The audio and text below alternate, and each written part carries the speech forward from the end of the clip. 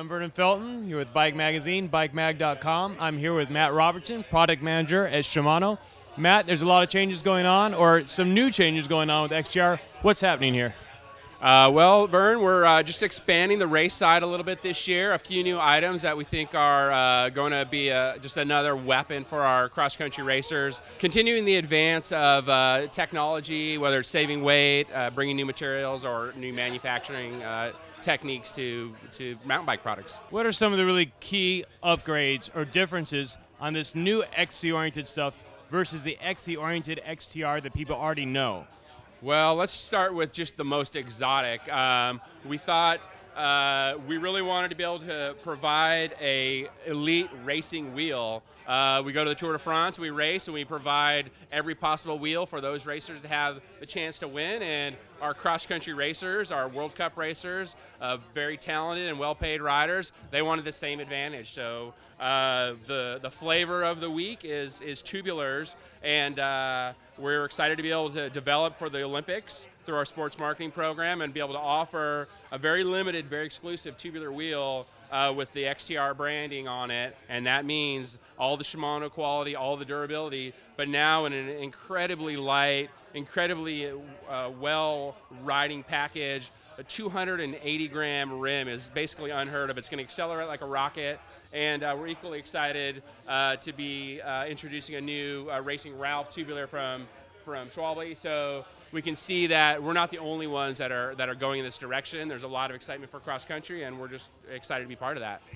Are there limitations to what a tubular tire can do? Let's say someone's not only going to want to race this, but can they even train on it? Is it durable enough for that? Well, we're finding that people don't really accept flats between tubeless and tubulars, and if you ride this bike in appropriate terrain, this wheel in appropriate terrain, you can almost wear out the entire tread without ever experiencing any type of a flat. All right, let's talk about the brakes for a second. The brakes got lighter, but if I understood all the press releases I read, they somehow maintain their power. So a lot of people are going to wonder, how the hell did you guys do that? What happened? Well, the way Shimano regained our position in brakes wasn't through lightweight, and it wasn't through exotic features. It was through performance, pure performance.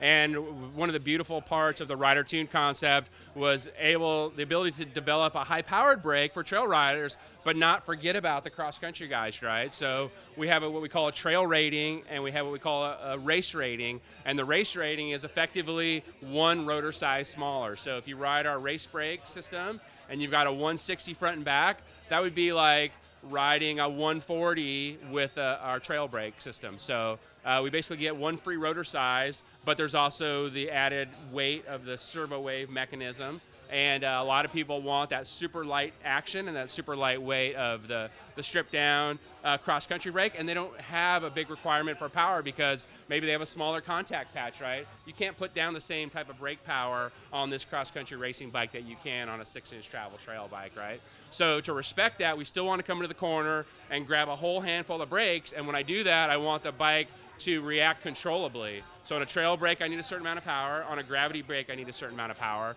And so on the race brake, we specify our race rating, and I could get into the details of what that means, but basically it's our lightest power level, and it's tuned perfectly for 160 front and rear or 160, 140 rear, and through the new rotor concept, which is the original ICE technology, where we've got an aluminum center rotor blade with bonded, or what we call clad, metal braking surfaces. Now we've actually expanded the center section, and now we've got basically radiator fins. So they're going to draw the heat more aggressively from the rotor. They're going to cool the braking surface down, and for the first time, they're going to allow Shimano to use magnesium as a brake caliper, because magnesium is very temperature sensitive.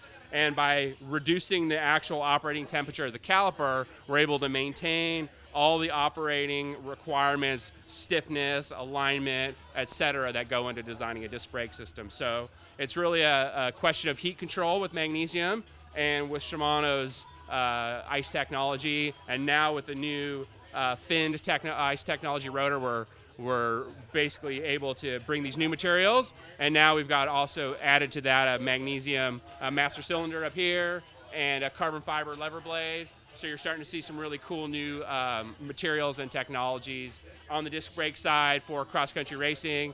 XTR, obviously, you guys have a reputation for trickling key benefits or features from XTR down your groups as time goes on. Are we going to see this rotor technology in XT and SLX in future generations? Well, we can never predict which technologies come down or how far they come down. There's manufacturing restrictions and cost restrictions, but this one's pretty encouraging, so I'd hope to see it in the near future. And we can't give all the answers right now. We want to have you back next year, so we'll wait and see. Thanks, Matt. All right, thanks, Vern.